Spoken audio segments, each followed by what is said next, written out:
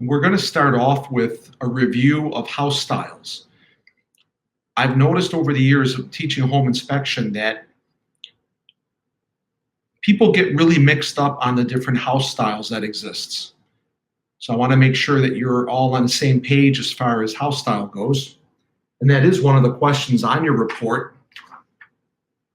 What's the house style? And that's on page 1 of your report. You should have a blank report in front of you, and you should be filling in everything on there that we tell you to. What we're going to do now is we're going to review home styles. And I'll explain to you the key attributes as we go through. If you have questions, feel free to type them out, and I'll try to pause things and talk about it appropriately. Here we go.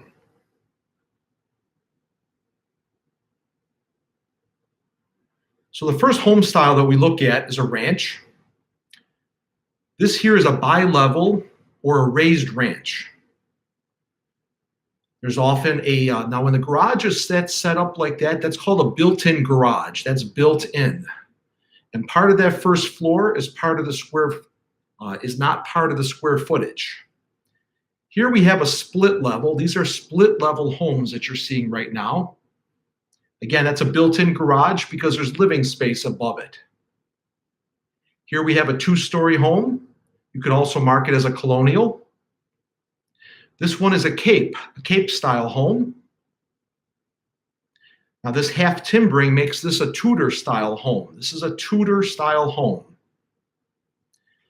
This here is considered old style. Old style homes were built in the late 1800s up to the 1930s. Old style home. Sometimes you can put 2.5-story home. Now this is the subject property. I'm going to pause it now. So the subject property, and now this is where you pull your report out. We're going to start filling out the front page. Property address for this one is 3400 Broadway. 3400 Broadway. Depew, New York. Depew, New York, 14043. So it's 3400 Broadway, Depew, New York, 14043. Now, under property address, we have overall description. So you would put down that this is a ranch. Now we'll see that there is a garage. There's a 2-car garage, a detached 2-car garage. We'll see that in a moment. We're going to look at all the different sides of the home. And I'm going to give you all the information that you need to fill out your report. And again, we're doing this to get you comfortable with the report and to make sure that you know how to address repair issues. I have pictures of all the different repairs that we'll see as well. But let's see what we can fill out from this first picture. And the picture is not as perfect as I would like it to be. You're just going to have to work with me on this one. We'll give you driveway information when we get to it. The utilities are on and operational. That's a standard answer. On and operational. If you don't put on and operational, then you would identify which ones were turned off. That could go in the notes section that you'll see to the right. For date of inspection, you can put today's date. The time, I don't care about the time right now. The residence is a 1-family home. And you can put whatever weather conditions you like. And this home is 65 years old. Put whatever temperature you like. And this is owner occupied. So you're going to mark the box owner occupied. Under attending, you can put the client and the owner. And then on the first page of the report, we mark a box here that says if the home was built prior to 1978. So what we're doing is anytime a home is built prior to 1978, we call that target housing. Okay. So target housing means that there might be lead-based paint on the property. So you want to check that box off so that you advise the client. You're advising the client that there might be lead-based paint, and then they go to EPA.gov. It tells you that in the fine print. The other box should always be checked off as well.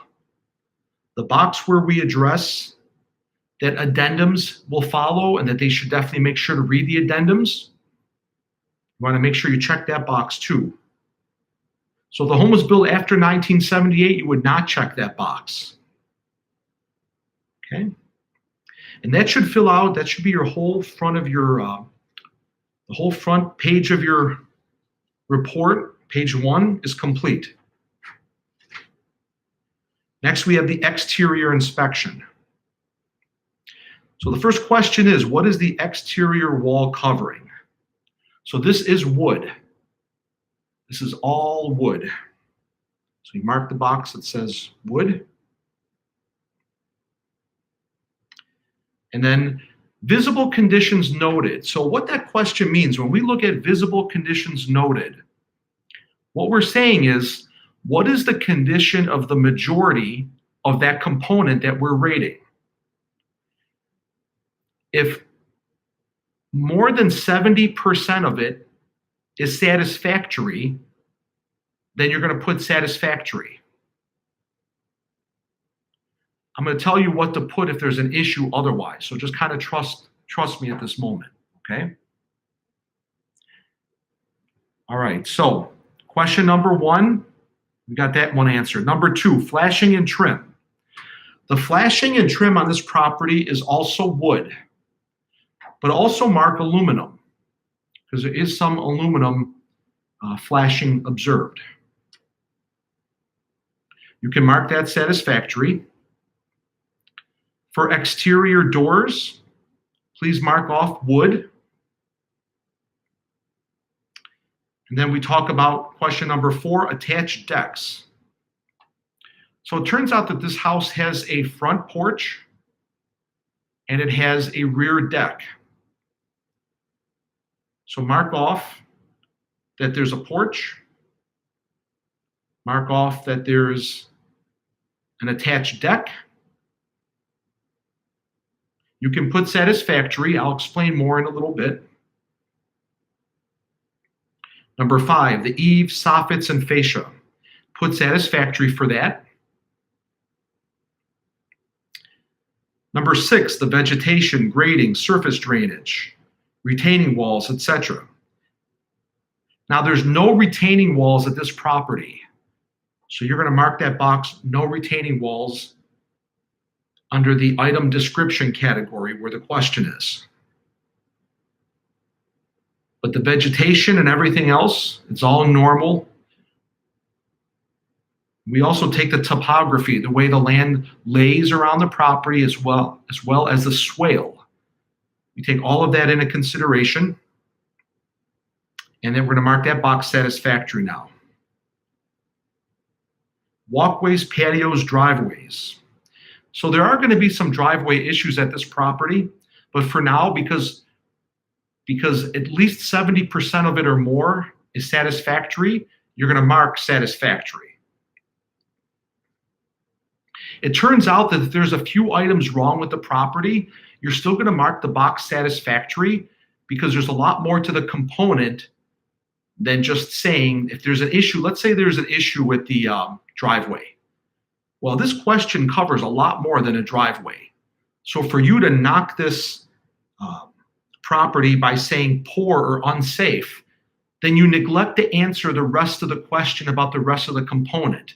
That's why every question that we cover on a home inspection report, depending on how it's worded, ours is a little bit more concise. Sometimes you get specific questions that just say the driveway only. Then you can address that differently. When the question covers a number of components, you want to be careful that you don't negate answering all of the question because of an issue with part of that component. You'll see what I mean in a moment. So just trust me and put satisfactory for that. Number 8, the entry doors, exterior faucets, all of that, you can put satisfactory. There's the garage. The garage is fine. There's a few problems with it. So this is a 2-car detached garage. If you want to go back to the first page and make sure you mark detached, because it does not share a common wall. So when a garage does share a common wall, it's important that you make sure that there's fire-rated drywall that separates the two. And if you can't ascertain whether it is or not, you should put in your report that you could not confirm that or not. And you also want to make sure with an attached garage that the service door, the door that you go in from the garage to the house, that should be self-closing, and it should be UL rated, fire rated, for safety purposes. If you can't confirm that, you want to put that in the body of the report too. There's usually a sticker on the outside perimeter of the door. Okay. So you went back to the first page of your report. You marked the box as detached 2-car garage. Okay. I'm going to go back to the second page. So there is no patio at this property. So under question 9, mark down no patio observed. So let me explain to you what number 10 refers to, other exterior items or concerns. Generally, you don't want to put any poor or unsafe conditions in the other part. Any poor or unsafe conditions should go right to the summary, whether it's exterior or interior. Obviously, we're doing exterior, so it should be under exterior. Let me know if you have any questions about this. So roof inspection is next. And of course, it makes sense to do roof next because you're on the outside of the house. And I generally will walk around a house about 3 times, if not 4. And I feel like you see something different each time. You got to be careful when you have a client following you around that's a real chatty Cathy. Because when that happens, it's easy to get sidetracked and not do what you're supposed to do. Sometimes you have to ask them nicely that you can't talk. You know, you blame it on yourself. Say, I really don't want to talk too much because I might miss things that I want to write about the property. And people will generally respect that. So page 2, you're going to put on, it's got an asphalt shingle roof. It's satisfactory. There were no leaks. It's got a beautiful attic, as a matter of fact. The roof drainage system, that means the gutters. Roof drainage system means the gutters.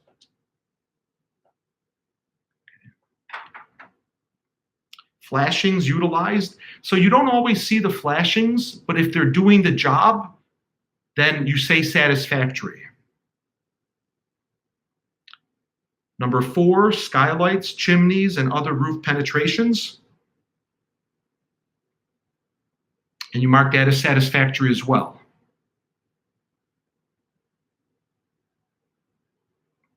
And then we have the question that says the method used to inspect the roof.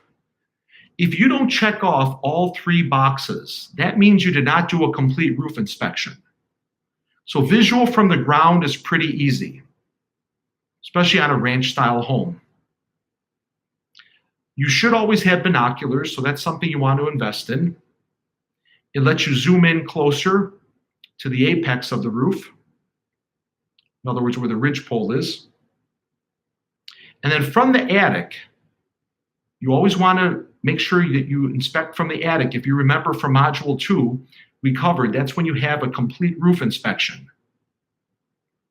So check all 3 boxes and make yourself a note that anytime you don't check all 3 boxes, that you have not done a complete roof inspection then. We're going to mark that box satisfactory. So usually by now we get a question about what do I put in the other sections? Because every component, the exterior, the roofing, the structure, every component that we look at has an other. It usually follows the questions that you've got above. That's where you put information about items that you're disclaiming. So again, this is important information. This is where you put information about items that you're disclaiming, as well as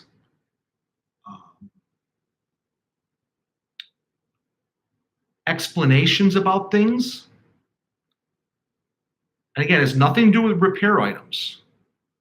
Anything poor and unsafe goes to the summary of your report. We don't want to see you ding the house twice. You put it here and you put it in it's like, why do you keep telling them about the same repair over and over again?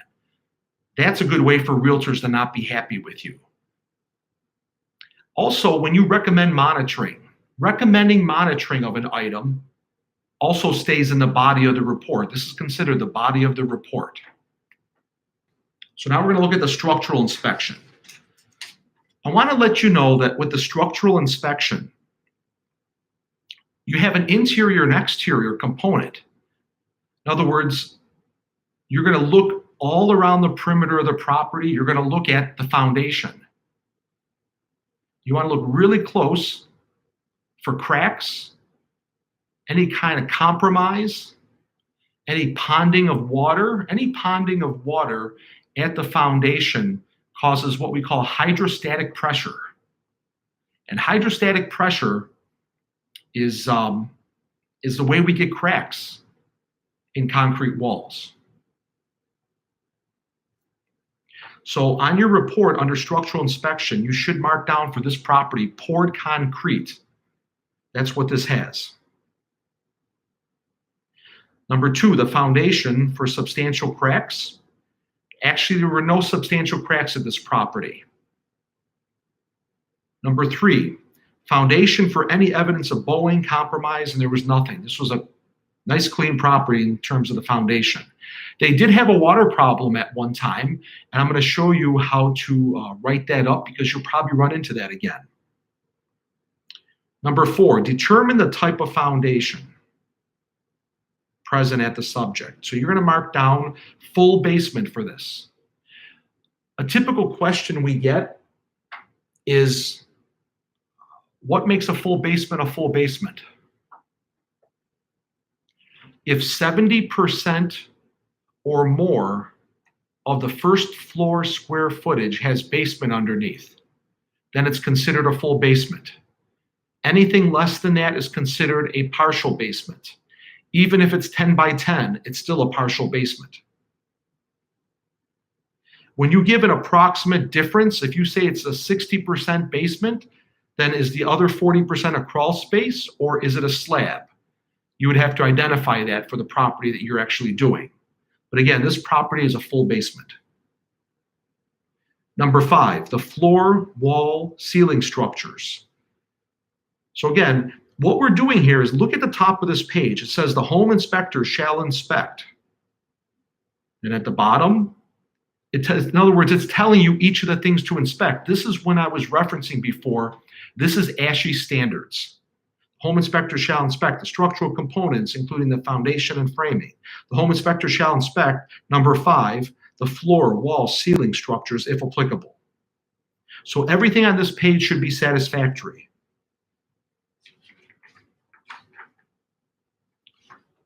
Now we go to the next page, the plumbing inspection.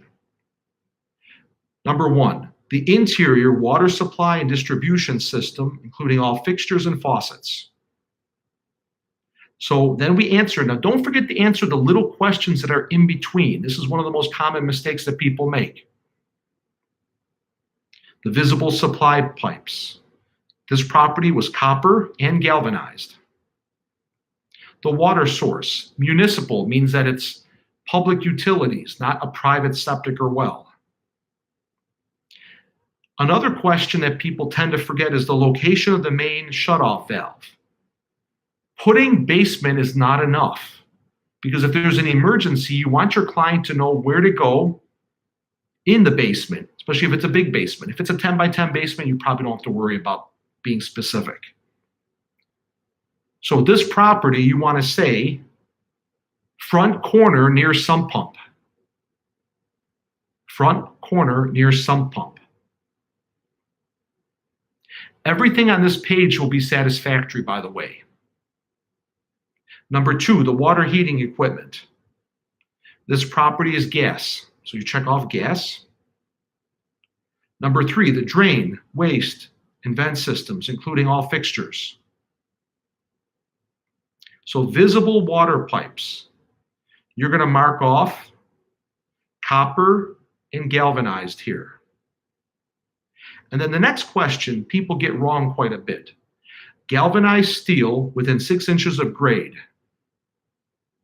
That means that whether you're on the interior or exterior of the property, is there any galvanized steel within 6 inches of grade? Because the likelihood of there being corrosion on it is greater if there is. And usually the closest you get to having a yes answer for this is near the laundry tubs of a house. But this property, that did not apply, so you're going to mark no on this. Question 4, the drainage sump pumps and related pumps. This does have a sump pump, so you're going to put yes. Now, the drain question, people get this wrong quite a bit. I really hope you're paying attention. This is super, these are the most common mistakes that I see. The sump pump is one question. The drain is another question within a question. So don't count the sump pump as yes, it has a drain as well. A drain would be a separate drain in the floor in that basement. If there isn't, then you put no. It turns out that this home also has a drain. So you're going to put yes for both. Question 5, overall condition of supports, visual inspection for cross connection, etc. You're going to put, remember, satisfactory for everything. Now, there are going to be some issues we'll see when we look at the pictures of the repairs. So you'll see that coming up.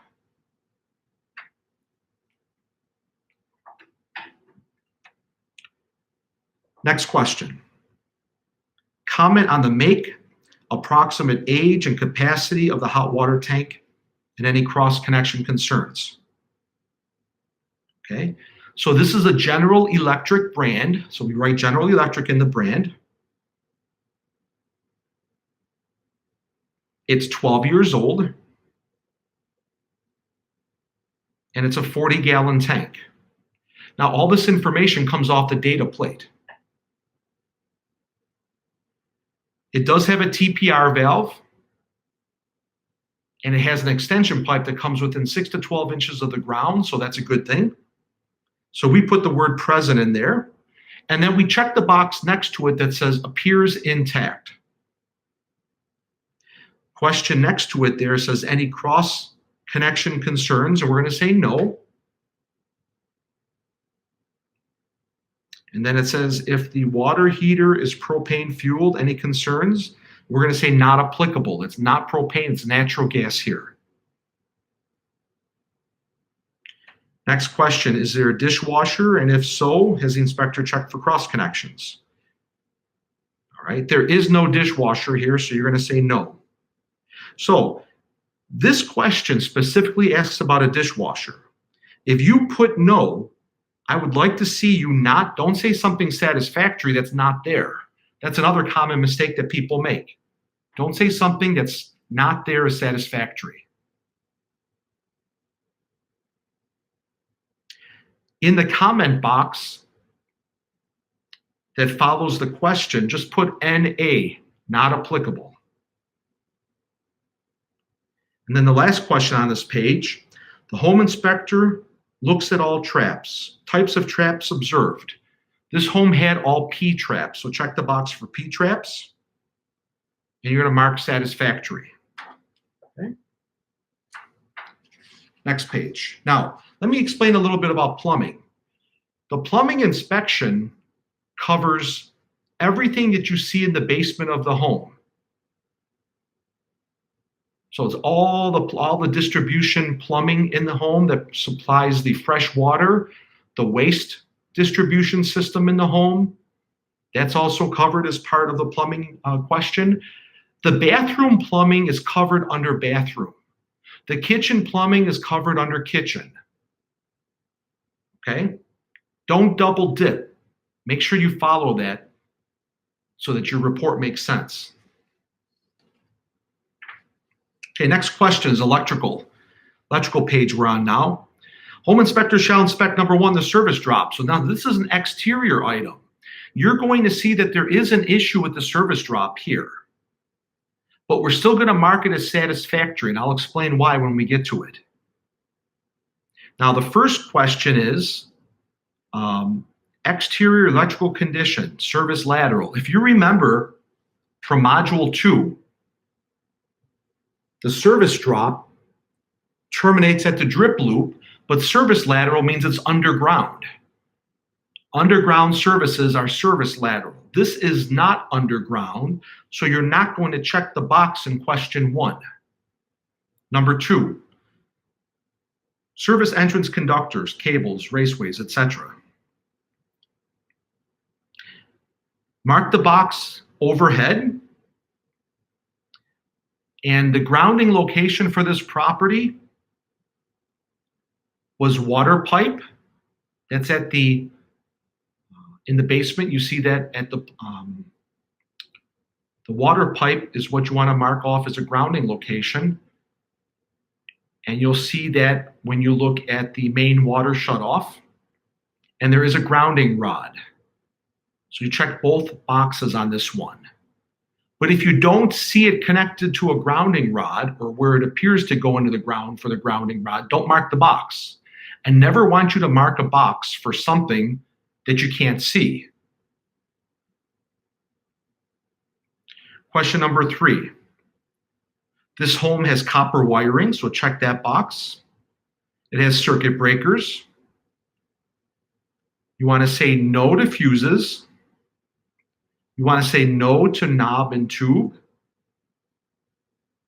The bathroom GFCI was functional, so you're going to say yes. And the only thing in this home was a GFCI outlet. So you're going to check off, it says GFCI circuit or outlet. And of course, now the responses here say yes or no. You can put in a comment section to the right, GFCI outlet in bathroom only. Now we have an addendum item. You can answer that yes, and then they'll see to the right the comment section. We have an addendum item that gently recommends that GFCI outlet should be in all damp areas, including laundry rooms, exterior areas, garages, basements. Okay. Question number 4, describe the amperage and voltage rating and the service and location of the main disconnect. So this home did not have sub-panels, so you're going to put no. The number of amperes at this property was 100 amps.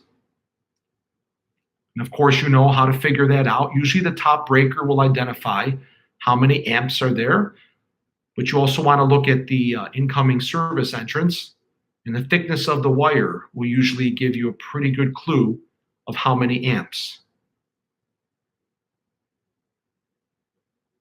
And if you're not 100% sure, then you put approximately next to it. Then it asks you location of the main panel. You want to put in basement. And if you have enough room, you can put in basement near stairs. Again, everything on this page is satisfactory. The wiring method and report on the presence of solid conductor aluminum branch wiring. So all we care about is distribution branch wiring here. The service entrance is aluminum. The rest of the property is copper wiring.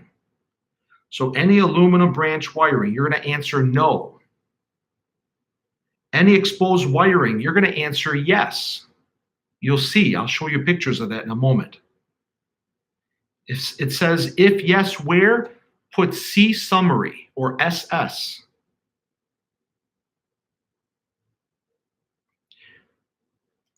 Now, this is another place where I need to remind students. 70% or more of this component is satisfactory in doing what it's supposed to. Just because there's some exposed wiring that we're going to talk about, it doesn't exceed the 70% rule. So you're going to put satisfactory. It is so rare for you to mark a box something other than satisfactory. You should almost question yourself when you do. That's how rare it is. Because we still address everything in the summary of the report. You think about this, it's really common sense. The majority of houses are functional and fine because people couldn't live in them otherwise. This rule is only an issue when you have a foreclosure or a condemned property. For the majority of people, we live in homes that are functional. Otherwise, how would we be living fine in a home? Again, the majority. I'm not talking about the few that you are going to see. Number 6, comment on the absence of smoke and carbon monoxide detectors. This did have a smoke detector and carbon monoxide detector. So you're going to mark those boxes, and they were both battery. Next question about being tested or not. We don't test smoke detectors or carbon monoxide detectors. We don't. That's part of the standards of practice. But if the homeowner's following you around, you can have them tested for you. Okay? Because a lot of home inspectors get in trouble when they start testing these things and it's connected or hardwired. They make a mistake and they didn't think it was hardwired. I've actually received calls from past students over the years that got themselves in a predicament where it's, calls the fire department out, and then there's a fee, and then it's just like it's a big hassle. So we generally say no. And if you see it missing, now here's a good example. If one of the items is missing and you don't have smoke detectors in the home, that violates that 70% rule because 50% of the question involves smoke detectors and 50% involves carbon monoxide. So if it was missing a smoke detector, then you would mark the box unsafe. And then you're still going to send them to the summary to explain why. That is not the case here. You want to mark for both that they were present and it's satisfactory. Okay? Next page. Heating system.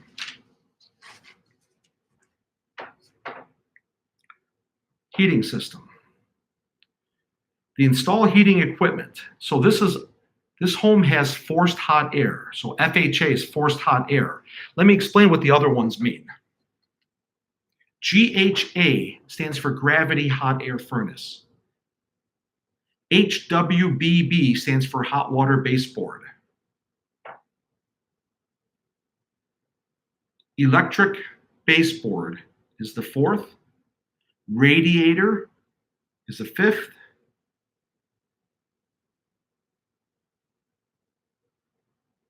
Looks like we've got another RAD, which is radiant. You rarely see radiant. Sometimes you get parts of the house that will have radiant heat. That's where you've got pipes embedded in the floors, ceilings, or walls. Steam heat, space heaters also. So everything on this page is satisfactory as well. Question number 2, the vent systems, flues, and chimneys.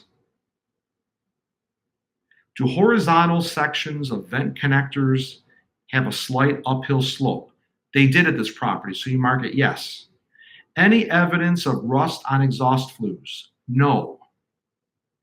Next question, describe the energy source. Gas. All natural gas at this property.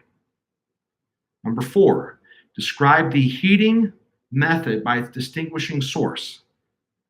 And you'll see pictures of the flame here too.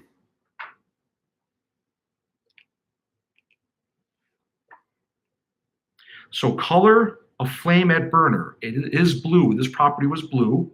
Blue is the optimal color. The more orange you get in there, the more it's telling you that servicing is required or it's reaching the end of its economic life. Flame characteristics, steady is the optimal answer. Corrosion observed on the burner, none. Any exposed exterior plastic on gas piping observed? None.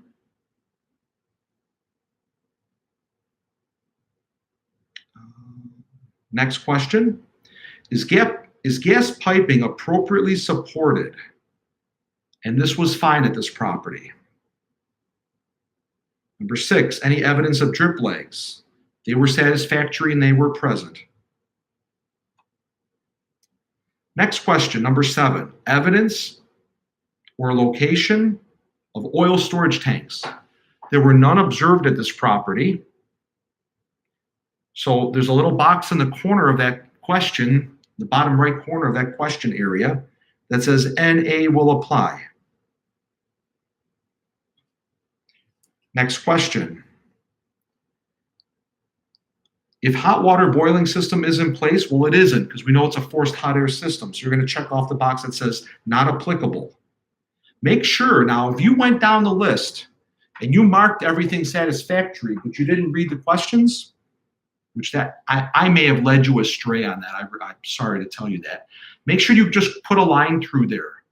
You don't want to mark that satisfactory. You don't want to say something that's not there is satisfactory. Okay? So it's a habit that people can get into. You don't want to do that. Next question, shutoff valves noted appropriately throughout. So that means you have to look at everything. Any gas lines that you have access to that you can observe in the kitchen, behind the stove if it's a gas stove. And if you're not able to check it, you should at least use a combustible gas leak detector to see. And you'll see me using them in the pictures that follow. So you're going to put shutoff valves noted appropriately, yes. Mark the box, yes. Any evidence of scorching on the exterior of any fossil fuel burning appliances? You're going to put no. Satisfactory clearance distance observed from all, you're going to put yes. Satisfactory clearance is yes. And that's all we've got for the heating inspection. Now, just to put this in the perspective for you, we're going to go back and put in all the items that are repair issues. Okay, so it's actually a good learning exercise. Next page. Next page, we talk about interior inspection.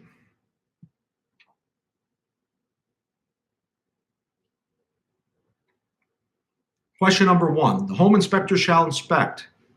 Number 1, the steps, stairways, and railings. Now, the back deck has an issue with the railing, but this is the interior inspection, so we're not going to have an issue with that. And even if we did, it's not more than 70% of the component. So all of these items will be marked satisfactory, and it actually works on this one. We don't have any weird items that aren't here. Number 2, the countertops and a representative number of installed cabinets. We actually open and close all cabinet doors, pull out drawers. We make sure that, I've actually went to move a counter and it moved. Counter shouldn't move. It wasn't secured. Someone dropped the ball when they remodeled the place. So you need to check that. That doesn't apply at this house.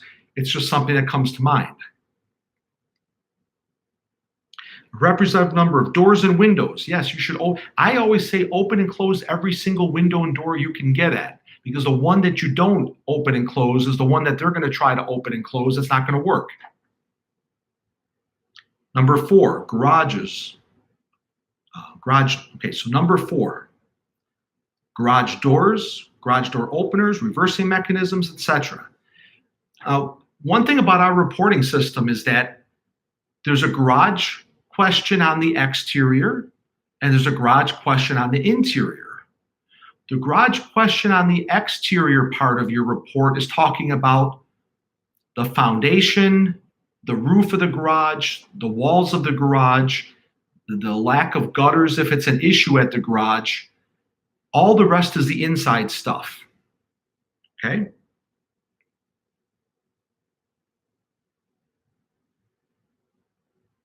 Now we go through and we answer. Now, interestingly enough here, let's finish. Okay, so I've got to finish this garage stuff here. Door opener, manual or motorized? It actually turns out at this property, one is motorized and one is manual. So you're going to check off both boxes. And there's actually a safety issue with the non-motorized or the manual door, which we'll address in a little bit when we go through the repairs. But still, everything's still marked satisfactory because the question is covering a whole lot more than just the door opener, okay? Question number 5, the kitchen, walls, floors, cabinets, plumbing, etc. Everything is satisfactory at this property. And that's one line that covers all of the kitchen. If there's any issues with the kitchen, it would have to be some major, major problems with that kitchen for you to say something other than satisfactory. Same thing with the bathroom question, number 7. Number 8, the living room, family room, dens, recreation, bedrooms, living rooms, etc. The number of bedrooms above grade. That means not counting basement bedrooms, if there happens to be any basement bedrooms. This home had 3 bedrooms, so you should put 3 in there. So that's everything on the interior inspection. Now we look at the air conditioning inspection. So you're going to check the box, the top box that says that this is being disclaimed because the temperature is below 65 degrees on the day of this inspection. But you still have questions to answer. This home did have a central air unit. So you check the box that says applicable. Applicable, that means it has one. Then it says tested, yes, no, NA, that means not applicable, or disclaimed. So you're going to check the box that says tested, no, and also check disclaimed. When you disclaim testing of a component, that includes all the valves and gears and things that go along with it. And look at question number 6. This home has hardwood floors. You'll see that in the picture that I upload. It also has laminate floors in the kitchen. And there's also carpet at this property. Wall sheathing here is drywall. Ceilings are also drywall at this property. So good catch. All right. Now let's go back to air conditioning.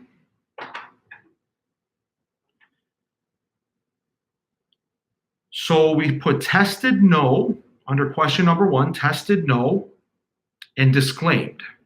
And because you checked the box above it, which explains why you disclaimed it, then you've done everything that you should do as far as answering. When you disclaim an item, you explain why. Remember, we mentioned that earlier, and that's exactly been done perfectly.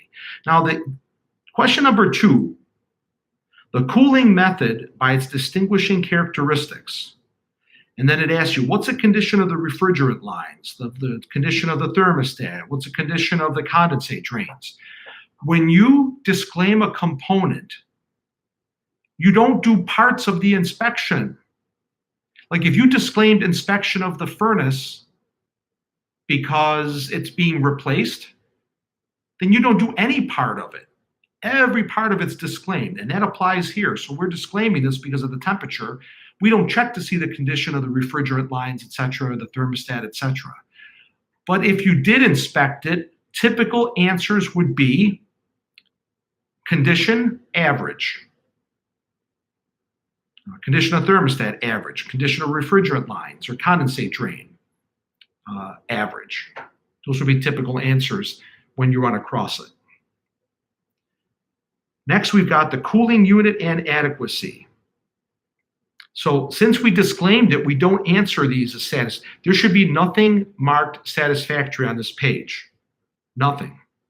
Because We didn't run the air conditioning, so we can't say it's satisfactory. There's no heat pump here, so you're going to put no for question 4. Okay.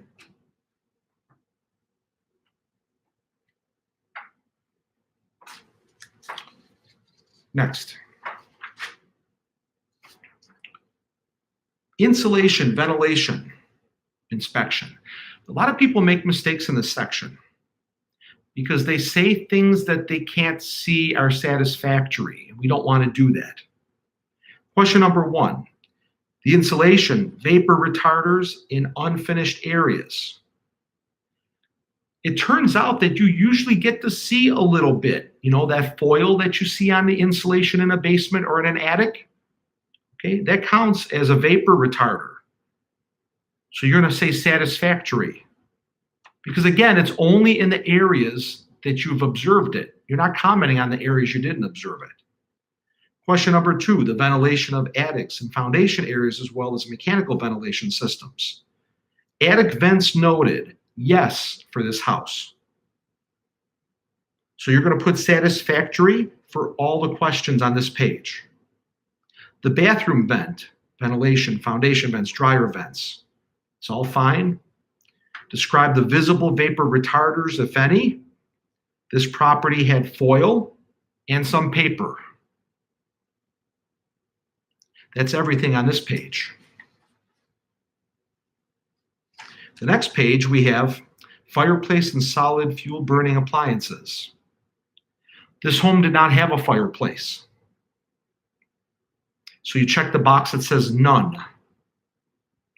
So the question that asks you about the vent systems, flues, and chimneys, that only pertains to the fireplace. If it doesn't have a fireplace, we're not talking about any other chimneys. So you're going to put NA for not applicable, and you're going to put NA in the comment boxes next to questions 3, 4, and 5. We don't want people to get confused with chimneys and flues for a fireplace compared to chimneys and flues for the heating system, the hot water heater, etc.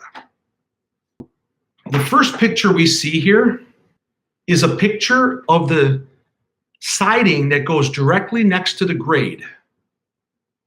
Okay.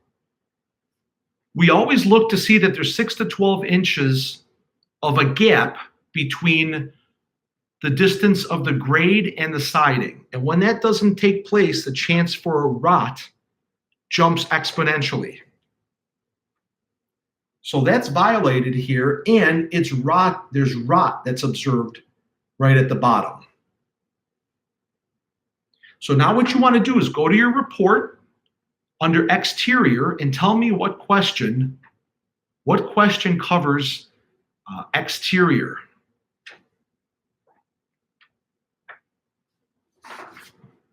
This is how you're going to get familiar with your reports.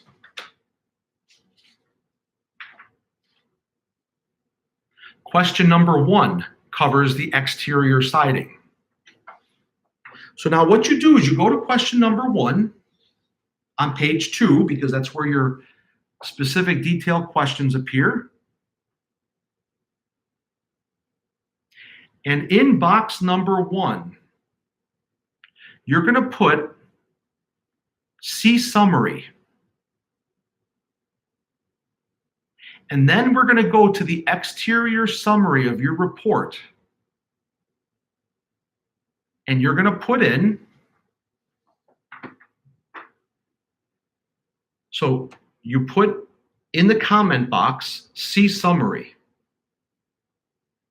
We're not going to put the repair item in the body of the report because that would violate our rule that states poor and unsafe conditions go in the summary. Now you're going to go to the exterior summary and write small so there's room for you to put all the other repairs we might see. And you're going to put in there, now remember, the 3 steps: what you observed, what's the implications, and what are you supposed to do about it. We have addendum items that you should have reviewed prior to tonight's class. It turns out that a lot of things that we run across as inspectors comes from what we call deferred maintenance. In other words, people don't take care of their homes properly. That's kind of why we have a job. If it wasn't for that, we would be out of work. So now the question is, which addendum item addresses deferred maintenance? So we're coming up with A22. Let's see if you're right.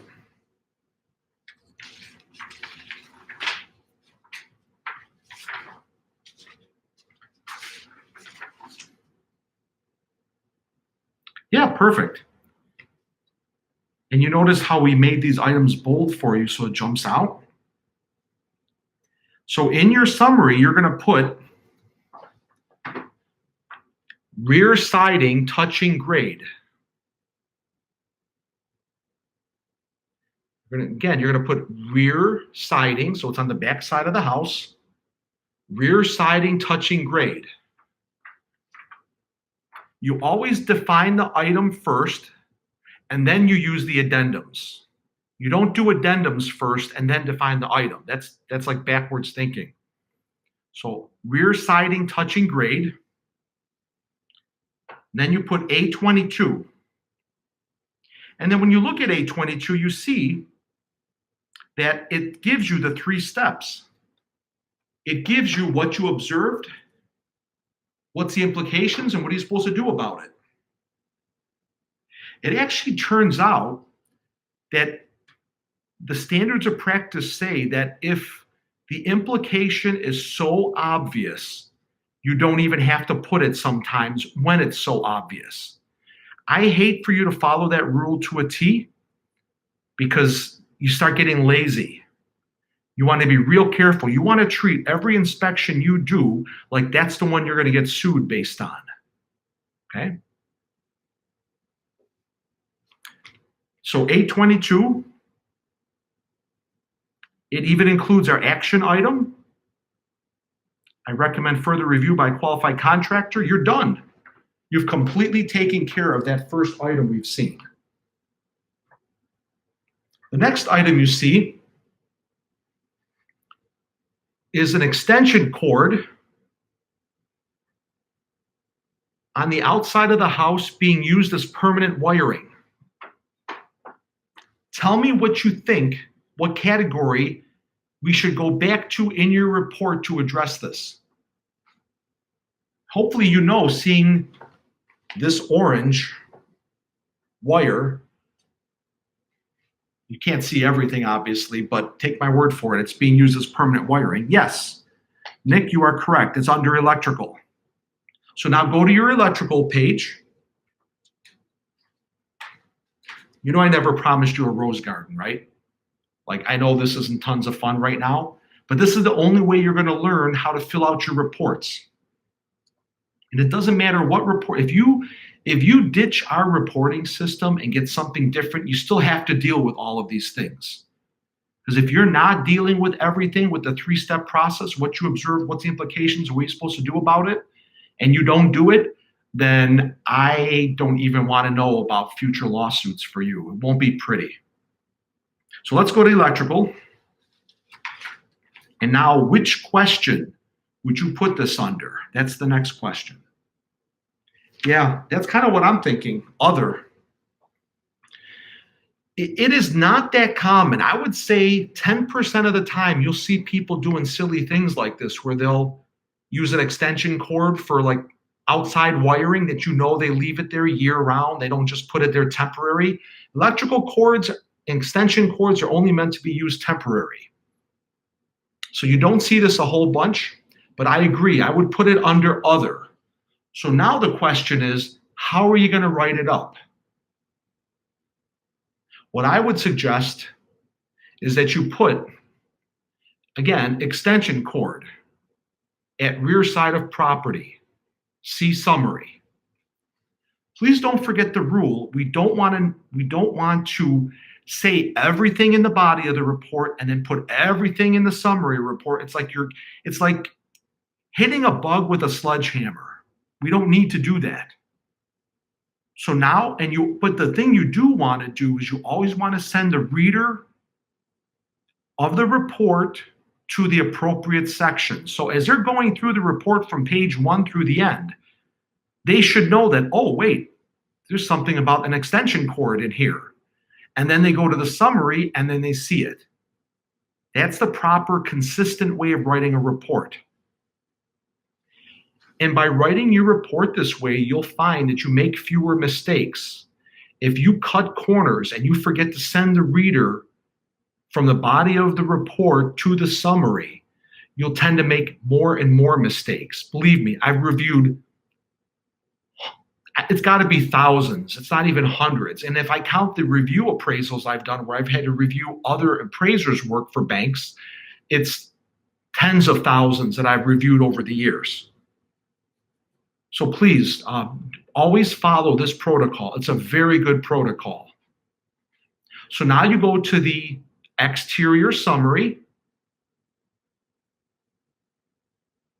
And now we've got to say, okay, now I'm going to write this up. Your goal should not be to write as much as possible. That's the reason why we provide you with addendums. The addendums save you writing, but you don't have an addendum for every single thing. Like for something like this that happens so rarely, I wouldn't make up an addendum for it. For the most part, the addendums that we've provided you cover the majority of your work. So now you're in your summary under exterior, and you want to put rear extension cord, use this permanent wiring. Now my question to you is, which addendum do you think you want to use? Is A12. This is a safety concern and should be evaluated by a qualified contractor. They do call electricians electrical contractors as well. So don't get knocked out, don't knock yourself out worrying about calling it a electrical contractor, that still works. So A12 is the optimal answer. And then you're done. You've dealt with it. Let's look at the next repair at this property. So the next picture you see is an extension cord. Now this is common. This is actually common enough that you might want to make up an addendum item. The reports that you get as part of your program, if you download Adobe Acrobat Creator, you can modify this report and make it anything you want. You can make the font bigger. You can add pages. You can add colors. It's only like $12 or $15 a month. And you can just do it for a month and make it look exactly the way you want it to look. That's fine. That's not a problem. You might want to add this as an addendum item because we see this pretty frequently.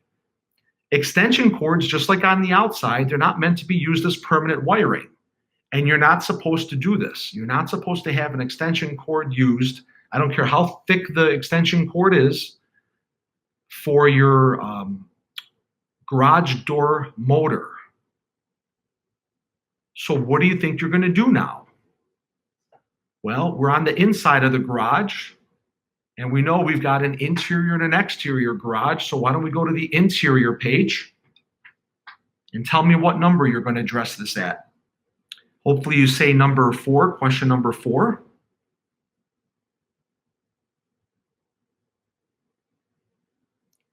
And I would like to see that in the comment section of question 4 that you put there, perfect, Mike.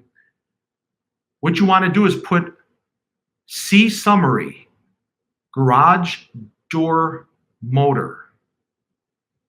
Now, the reason why you want to be a little specific about what item is because it'll help you when you're reviewing your report so that if you miss something, you might remember why later, number 1. Number 2, it's good writing skills. In other words, the reader of your report, as they're going through the report from beginning to end, not everybody just goes right to the summary page. I mean, most do. But for those that read from beginning to end, they shouldn't have to guess what they're going to find in the summary. Like, oh, wait a minute, what's wrong with the garage? You don't want people to panic. So now go to your interior summary, or you can just make an executive decision to put everything with the garage under exterior. I'll be honest with you, most people put everything with a garage under the exterior summary. That's what most people do. Just because the majority of things with a garage, you don't think of a garage as being part of the interior. So I would say to you, what I normally do in practice for this situation is I will put it under exterior, and I'll just put anything to do with the garage under exterior. Just like if there's a shed. If you have a shed at the property that you happen to inspect, you don't put the interior of the shed under the interior of the house. You just put it all under the one. The shed's not part of the house, just like this detached garage is not part of the house. Okay? So now we have to put under exterior summary. What are we going to say about the garage motor? Basically, the same thing you said about the wire we saw on the ground outside. Garage door motor connected to an extension cord. And then all you do is A12. This is a safety issue. Extension cords were not meant to be used as permanent wiring. So the next repair item we have is the rear deck. And the rear deck is really nice at this house. The problem is the distance from the top step, the actual deck itself, and the ground is more than 2 feet.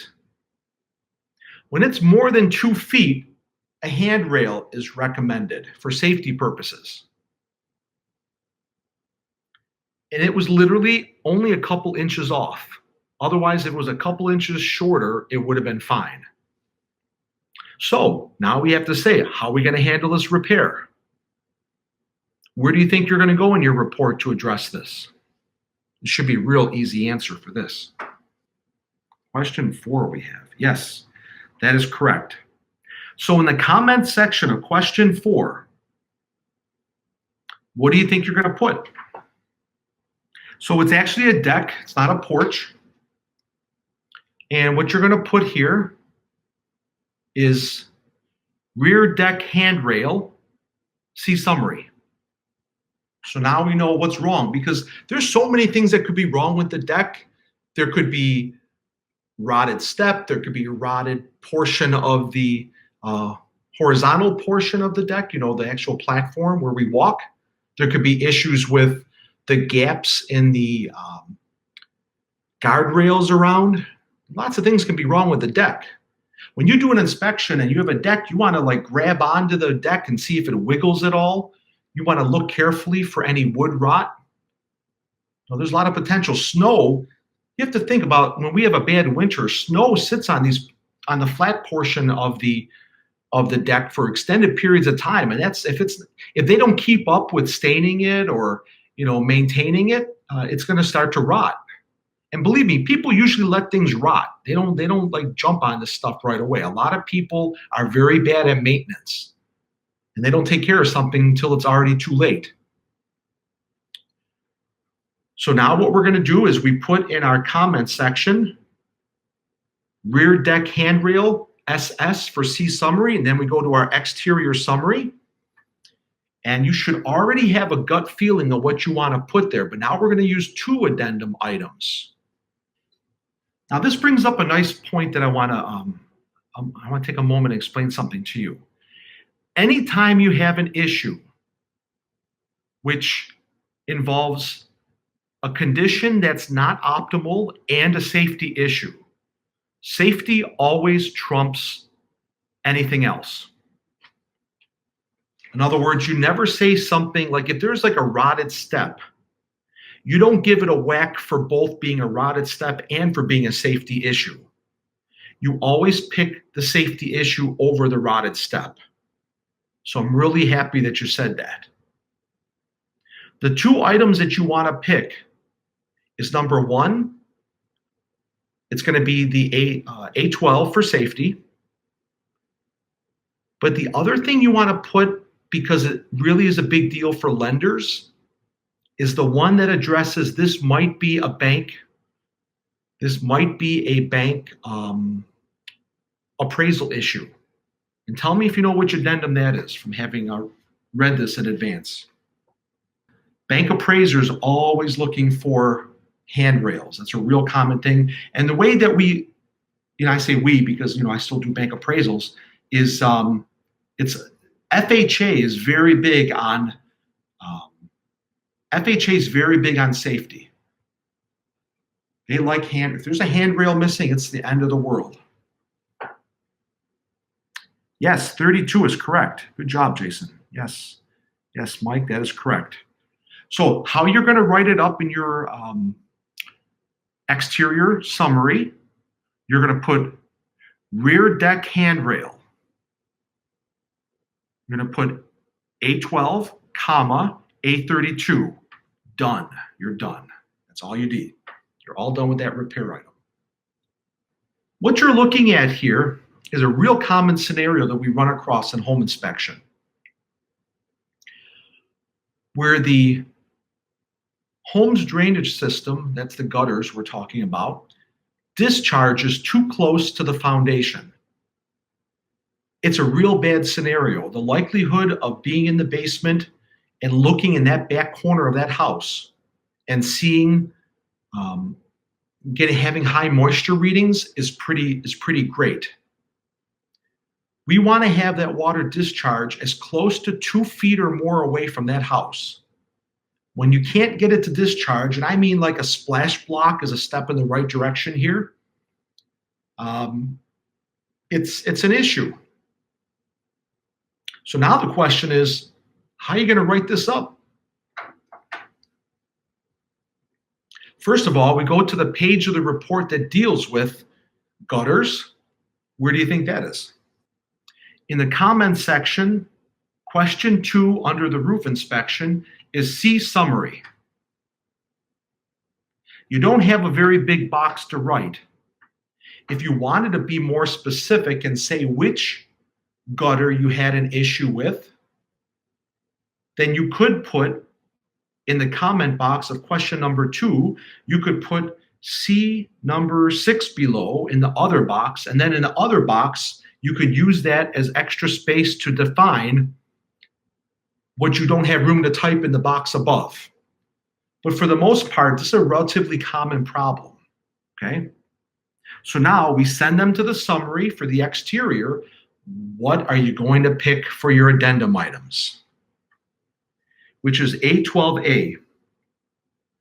So as you write this up, you need to put in the summary for exterior, rear gutter discharges too close to foundation. Now we have to add the implication as well. And this is what I would write. Increases chance for hydrostatic pressure. Then you check the box for A12A. Home inspector recommends further review by qualified contractor. And then you're done. Of course, we see this enough, and it could be an item that you'd want to add as an addendum item. If you want to make yourself a note, wouldn't be the worst thing to add as an addendum item. I'd say you see this about 30% of the time when you're out there in the field. Okay. I'm going to move on to the next item. So the next thing we see is wood rot. Around the window, we have trim. That trim is rotted. Now, sometimes people get real creative and they try to paint over the rotted wood, which looks good for maybe a week or two, and then you start to see that they did that. Question is now, okay, where do you think we're going to look in your report? Where would windows be? Window trim in particular, not windows, but window trim. So exterior question 2, let's see. Yep, sounds good to me. So under the comment section, Now, it turns out that this is on the driveway side. This is the driveway side of the house. So you're going to put in the comment box, window trim driveway side, see addendum, or I'm sorry, see summary. Let me say it again. Driveway side, window trim, see summary. Now we go to the exterior summary.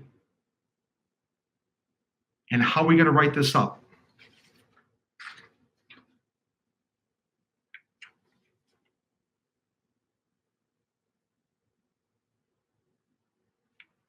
I'm happy to tell you it's one that we've used before tonight.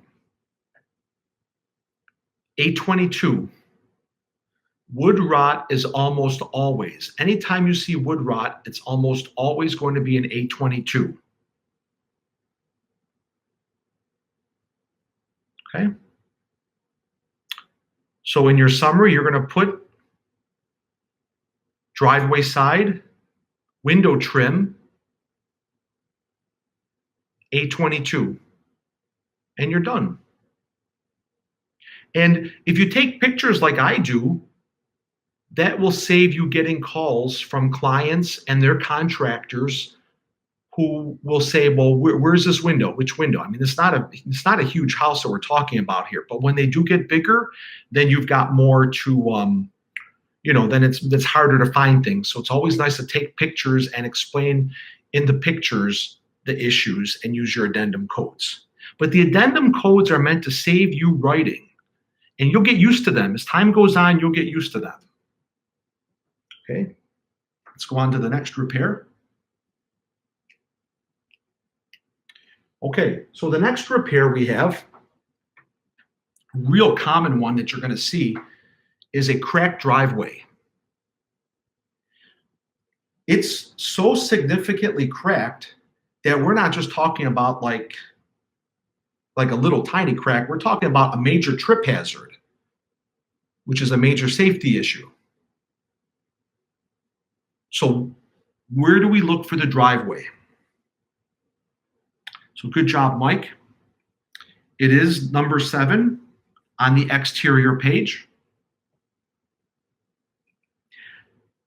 You go to number 7, and in the comments section, you're going to put driveway, SS, see summary. Hoping that you folks are noticing a pattern here. So you go to the summary for exterior. What are you going to put? What addendum item with this? That does the job. And it turns out that these are not as much of a big deal to bank appraisers as you would think. So that's why I would not encourage you to put a 32 with it either. But yeah, I feel like 812 does the job here. So in your summary for this repair item, you're going to put, now if the whole driveway is full of cracks like this, well, then you don't have to identify where it's at. But it turns out that this was right near the apron, so the end of the driveway. So you're going to put major crack near apron of driveway. And then in brackets, I would put trip hazard. And then put A12. And then you're done. So we actually have a gutter there, but you can see there's a big crack. It's a big crack between the elbow and the extension pipe of the gutter. Now, the gutter, we've got the downspout, which that's not super terrific looking there. In a heavy rain, you'll see water pop out of the top because that's not a proper fit. It makes me think of a term known as amateurish work. This would be amateurish work here. It should fit nicely, the downspout, into the elbow. But this crack is where water is definitely going to come out, and we're well within a foot of the foundation, if not less. So now we have to say, okay, what page do we go to? Well, we've already addressed the gutter issue in what part of the report, you remember? So now you go to the question about roof drainage. And do we need to modify what we have already? Or do we have enough there that we can go right to the addendum? How do you feel about what you have written already? Would you add anything to this? Okay, so Mike feels like we have enough. Odds are we have enough.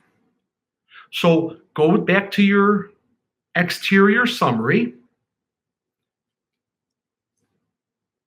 Now here's where we were talking about a thing earlier tonight. You want to put all gutter stuff and roof stuff in the same section of that summary. You want to try to keep them together.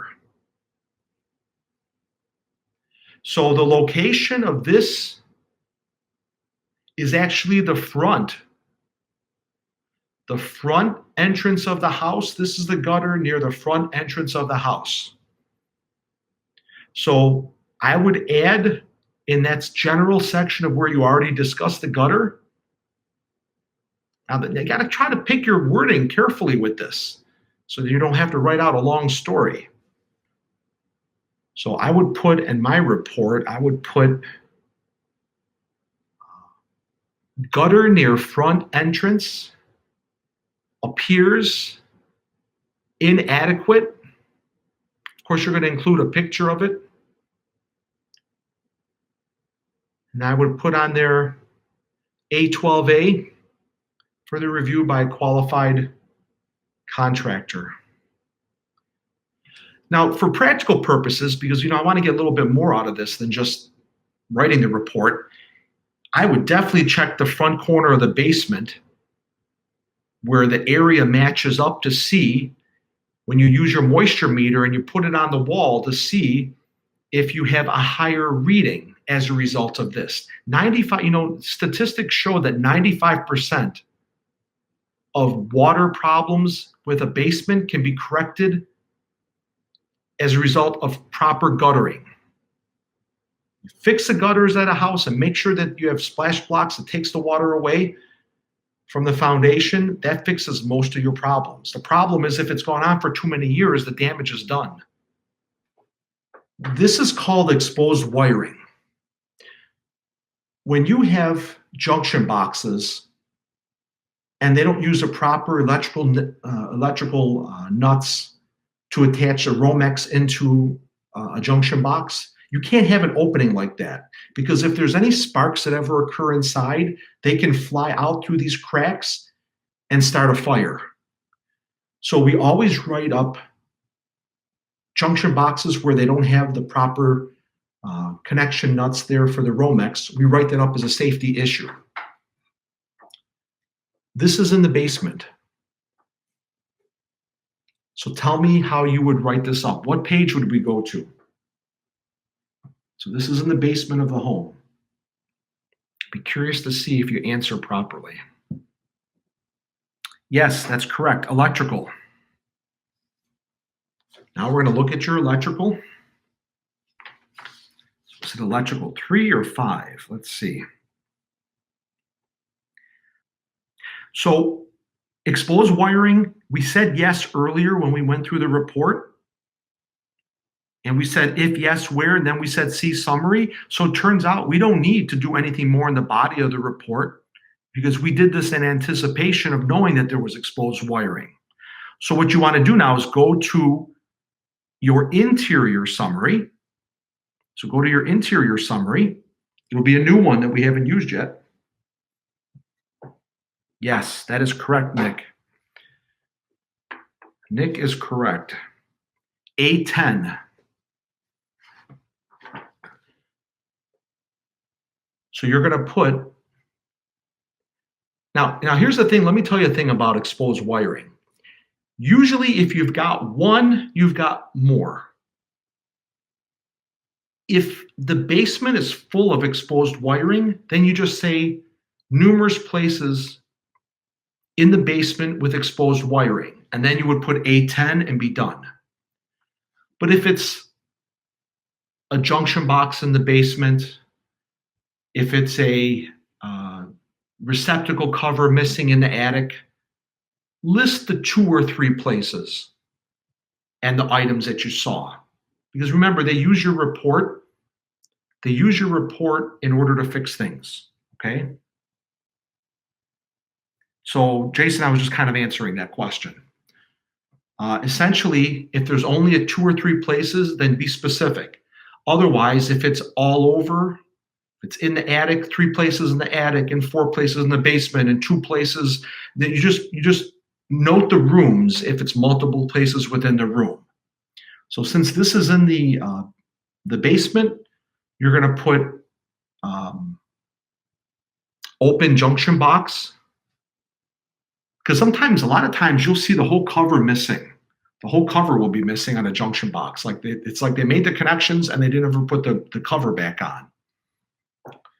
And if you see a receptacle or a switch that doesn't have a cover, that's a big safety issue too. That's exposed wiring. So in your interior summary, you're going to put, now remember, you're going to need like an electrical section of that. So, you know, the next item you find, leave a little space. You want to have space in between, because if you want to keep all the electrical of the interior together.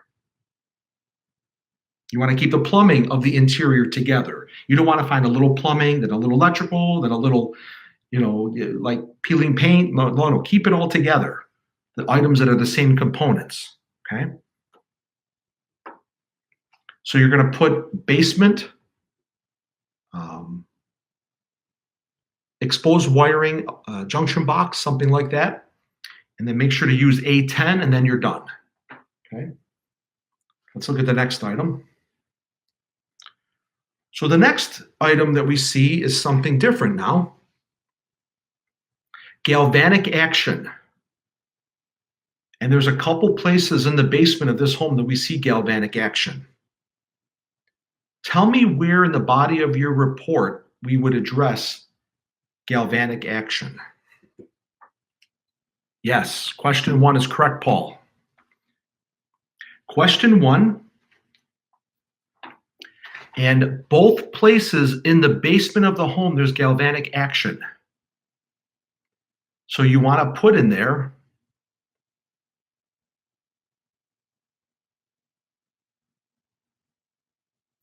in the comment section in the body of the report.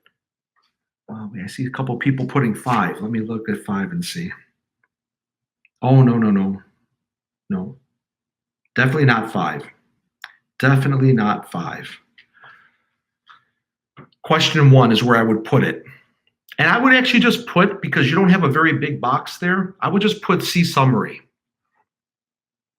Send the readers to the, now, okay, here's a question though. There's a little bit more to galvanic action than just galvanic action. You know, some pipes that you see will have galvanic action and they won't leak for 7 or 10 years. It depends on the severity of it. When you see the clear pictures, you'll see that it's pretty significant. Significant enough that I would put it in the summary. This is where you have to make an executive decision as a home inspector on the severity of it. Because if it's not that severe and it could go on for years and be fine, then you want to recommend monitoring. So if we recommend monitoring, we keep it in the body of the report. But if we think it's going to leak sooner, like in the next year or 2, then you want to put it in a summary. So that's a judgment call. This was pretty severe, and I do want to put it in the summary. If you saw it in real life, it would be up to you to make that decision. You have to argue that. That's where I say, as a home inspector, you start talking to yourself, and you have to rationalize. Always err on the side of caution, but not too much caution. You have to be reasonable, because what will happen is when you start saying that all these different things can go wrong with the property, people will question you. People will question you, and you need to be able to substantiate your claim. Okay? So I recommend is if you can argue it, and I could argue it here because it was substantial. In real life, I remember this being substantial. So now you go to your summary for the interior. 2 copper pipes near the hot water heater had significant galvanic action. That's what I would put. 2 pipes near the hot water heater had significant galvanic action. Now, the question is, which addendums will you use? I see this being an A12A, folks. Yep. Lori, you're right. A12A. We need a plumber to come out. It's too significant. If it was minor, I would have kept it in the body of the report. Is my rationale making sense for you as you hear me talk? I need just give me a yes or a thumbs up if you have a thumbs up on your keyboard. I want to make sure that like I'm thinking out loud for you so that you can understand what you'll be doing, you know? Good. I'm glad you're feeling comfortable with that. It's got to make sense. And I want it to make sense to you as well. This is kind of a big deal, and you see it every once in a while. Over here, we have a, remember, I don't know if you remember when we were talking about the property, there's a 2-car detached garage. One side is motorized, the other side is manual. The manual side has a spring, because that's how manual doors work. They have a spring. And whenever you do an inspection of a garage that has a spring, you need to see that it has a safety wire. Because if that spring ever gets sprung, it can really hurt someone really, really bad. Like it's a pain you don't want to feel. So you need to inspect it to see if there's that extra wire in there that's called the safety spring in the spring. If you don't see it, we write that up as a safety issue. I didn't see it on this property. So what do you think you're going to do? What I would put is manual door spring, see summary. Manual door spring, see summary, because you're putting it in the comment box in the body of the report on the interior page under the question that addresses the garage. Then I would go to the exterior summary, because remember, we're keeping all garage stuff under exterior. And this is going to be one of those items where we don't have a real specific addendum item that addresses it. So you're going to put in the summary under exterior for garage, you're going to put no safety wire observed. No safety wire observed at garage door spring. And then you're going to do A12. That's a safety issue. That is a safety issue. And then you're done. Now, between you and me, just as a side note, a lot of these little things, when people read it, they're going to say, oh, no big deal. It'll never get done. And if you inspect this house 7 years later, you still won't see a safety wire in that spring. I'm just saying, okay? An issue that I had at this property was that the plumbing wasn't well supported. It's really common at a lot of homes to see inadequate support. And something that you learned in Module 3 was how much support you should have at X number of feet based on the pipe. And I want to say I look for about every 10 feet, I look for some type of support that's doing the job. This is way past 10 feet of like absolutely no support whatsoever. So now we have to find the addendum to decide if we're keeping it in the body of the report or do we want action? Do we want someone to do something about this? Yeah. So it's just under the plumbing section. So let's, and it turns out this is the only part of the basement where I saw runs of pipe that I didn't feel good about. But the question you need to ask yourself when you see plumbing that's not well supported is there evidence that it's not doing the job properly or won't for a particular period of time? And there was no evidence of it. So where do you think I'm going with this? If it looks like it's doing the job, but is not proper, it's not quite like it's a real, it's like it goes up way above and beyond. It's not like it's only off like a foot or two. We're talking about that whole long run has no support. Lack of support, but it's doing its job, recommend monitoring. If you turn the water on and they're shaking and rattling like crazy, which that did not happen here, then you would put in the summary of your report under interior summary, and you would put further review by qualified contractor or plumber. So this is going to stay in the body of your report. And if you don't feel that there's enough room to put your information in a comment box, you can also say see other. And you'll see that other is it's like a whole big page. And even when you do recommend monitoring, you want to say the 3 steps. So what did you observe? What's the implications? Or what are you supposed to do about it?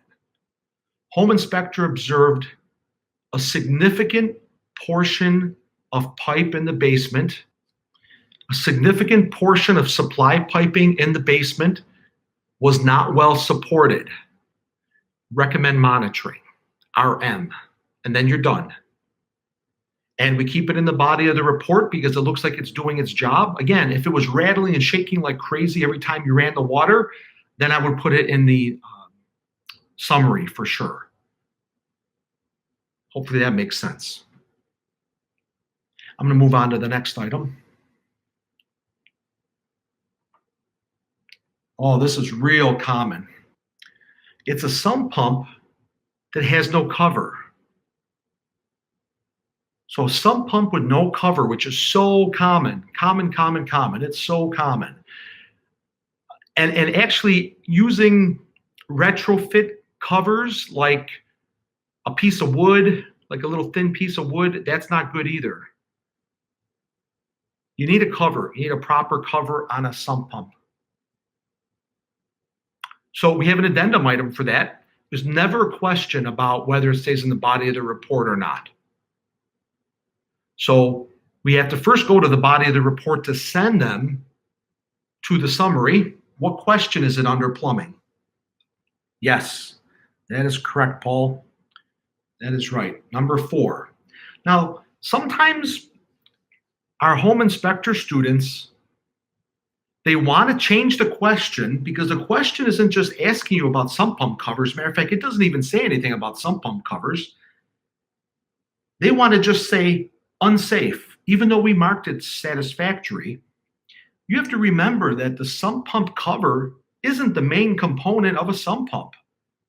Like, we check to make sure that it works. First of all, that there is a sump pump in the sump pump crock, that it works, that it doesn't leak when it discharges water, and then, of course, the cover. So that's why that 70% rule is intact, that the majority of this question involving the operation and the function of a sump pump is satisfactory. That's why we mark it satisfactory. So you're going to put, what's the code for no sump pump cover? Anybody find that yet? So we're looking for A11. No sump pump cover was noted. This is a safety issue. Perfect. So you put A11 in that little box next to sump pump. Very rarely will we use an addendum inside of it, but it's such a minor item. Like, you don't even know how happy realtors, if this is all you found at a property, they would be so happy all day long. But still put A11-C summary. I don't want you to get out of the habit of putting things in your summary that are poor and unsafe. So then you're going to go to your summary and you're going to put in there under interior, under plumbing. Do you have any other? We have some other plumbing things. Don't we have galvanic action too that we have an issue with? So you should put this near your galvanic action. And all you've got to do on a separate line, don't put it like following. In other words, if you have the galvanic action there from earlier, you're going to like press the return key on your computer and go to the next line beneath it, but keeping it in that same section, and you're going to put A11, and that's all you've got to do. You don't have to type anything else out. Okay? Let's look at the next item. So, this isn't so much something to write up, but I have a portable carbon monoxide detector that I use. And of course, portable carbon monoxide detectors, this is a Sniffit.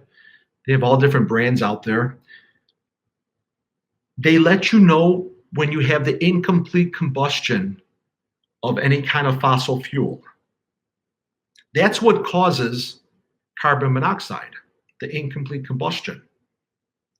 And sometimes the exhaust products from the complete combustion will also have carbon monoxide in there. So you always want to use a portable carbon monoxide detector to check for any items that burn gas, burn oil, burn whatever. Obviously not for anything that's electric, you're not going to use it for. And you want to see if you get any reading. You would be shocked at how often we get readings on furnaces in particular, especially as they start getting older. So there's no reason you don't have to note that you did this. But I do like to take pictures like this of me checking for it, because I look at my report writing as if somebody's upset with me and they go to a lawyer and they say, this is a terrible home inspector. And then that lawyer looks at my report and they see how thorough I was. You might be able, by being thorough and putting this kind of information in there, like the interior inspection of the service panel box, the fact that you checked out the roof, if there's a crawl, and I'm talking about the interior underside of the roof, the attic, that you checked the crawl space and you were thorough and did that. If you show how thorough you were with your inspection, that lawyer might actually talk their client out of even suing you, because he or she might say, look, this is very thorough. He did this, she did that, So that's kind of my theory behind putting information in that's a little bit above and beyond. It turns out when the house is in not such bad condition and there's not that much wrong, I tend to put more pictures like this in. On average, one of the most common questions I get in the classroom is, Mike, how many pictures do you take when you do an inspection?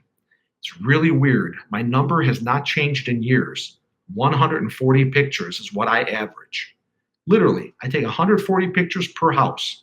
If it's a real big house with lots wrong, I'll take more. I may take less. It all depends. If it's real custom and there's tons of angles and rooms and it's really huge, there could be 200 some odd pictures. And that's why when I sit down at my home office and I do my report, I go through the pictures and they remind me of everything that I saw, and then I make sure that my report reflects that. This here, this green thing here, is what we call a portable gas leak detector. And it's kind of like the one that they use at National Fuel. Well, theirs probably cost $1,000 more, but I think I paid $330 for mine. And I don't have a good nose for smell in terms of gas. Like some people, they can smell a little drip of gas, and I can't. So it doesn't matter if you got a good nose for it or not. You still need this. I'm just saying, you need to have a portable gas leak detector. And it makes this little ticking sound, tick, tick, tick, tick, tick, tick, tick, tick, and then it ticks really fast, tick, tick, tick, tick, tick, tick, tick, tick, when it picks up on a gas leak. And there's lots of gas leaks out there. You got to go, I check all junction points of all pipes that carry gas. And I check the thermostats. Anywhere that there's pipes connected together to each other, you got to check for a gas leak. Behind the kitchen stove, I'll check that as well. You don't want, I hate to tell you, but houses explode every year from a buildup of gas. So you want to be careful that you really do this carefully. And I take a picture of me doing this just like this so that the people can't say, see, there's something to be said about due diligence. And you want to make sure that you're doing a due diligent inspection. No one's going to say that if I'm their home inspector, I was not thorough. And I want people to say that about you as well. So make sure you take pictures of you doing different things at the house to show how thorough you are. That's really important. And we're in such a litigious society, people want to sue, sue, sue. Don't give them something to sue you about. It's a wonderful way to prove how thorough you are at the inspection.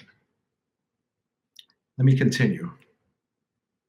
Faucet of the bathroom, the main bathroom of the home, and every time you turn the water on, it leaked out of the top. I don't know if you can see a little bit of the leak here. Okay? Your faucet is not supposed to leak. As a home inspector, we turn every faucet on and off. It's not too minor to care about because believe me, the leak doesn't get better over time, it gets worse over time. I hope you're thinking interior.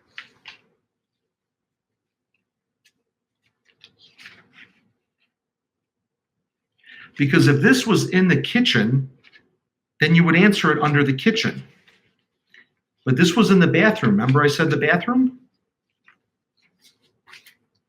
That would be under the interior. Yep, the interior of the home.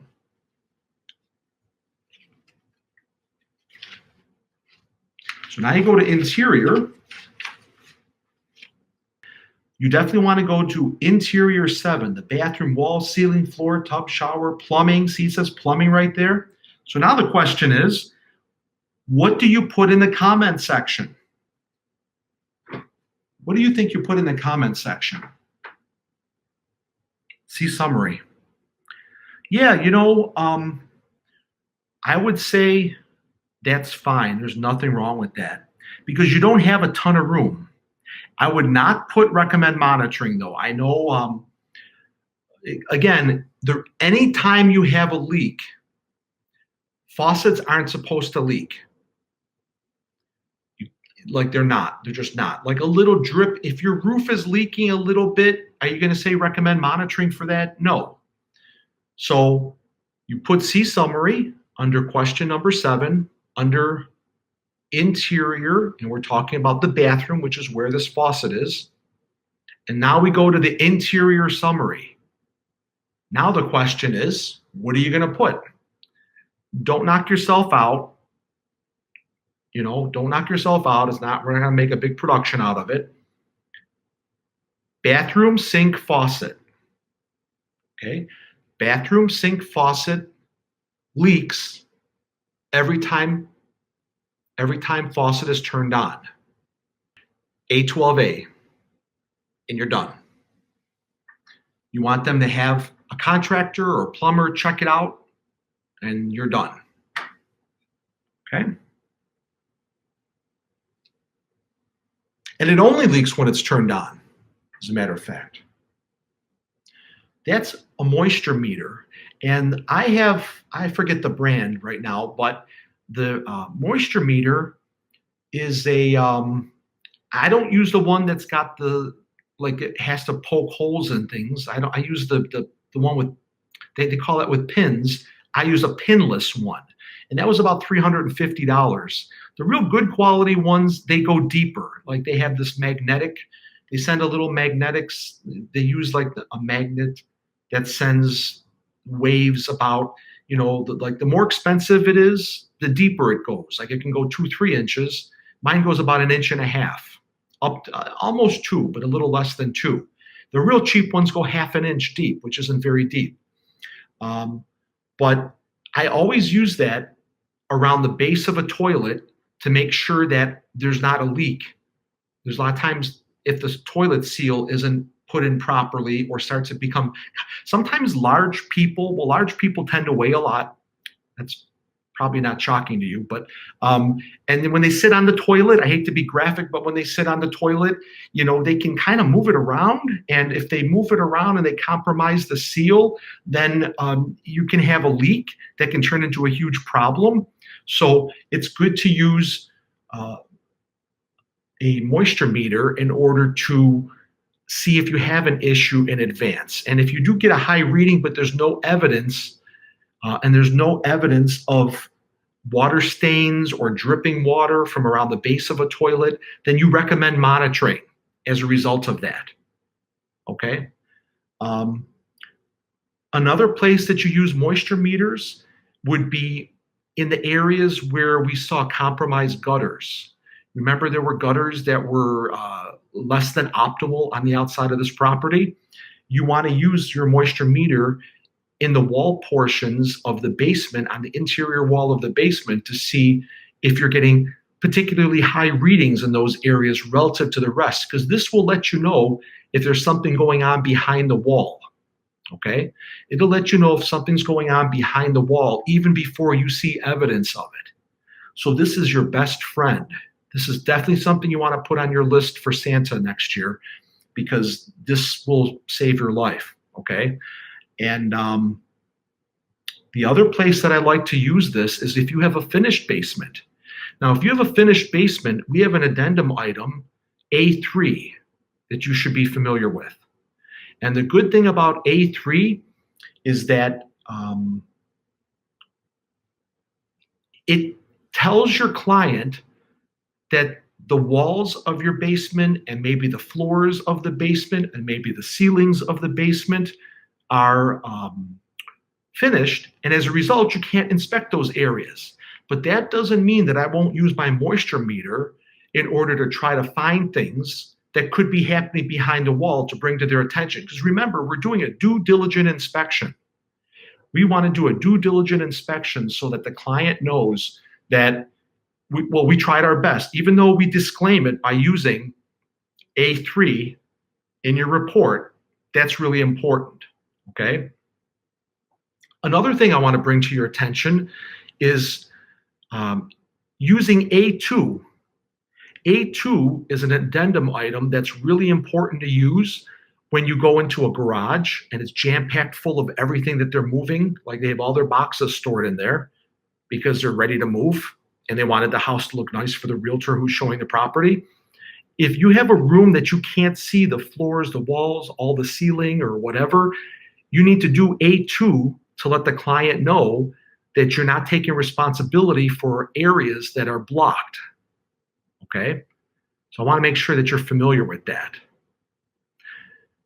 That concludes everything that we want to do for this inspection.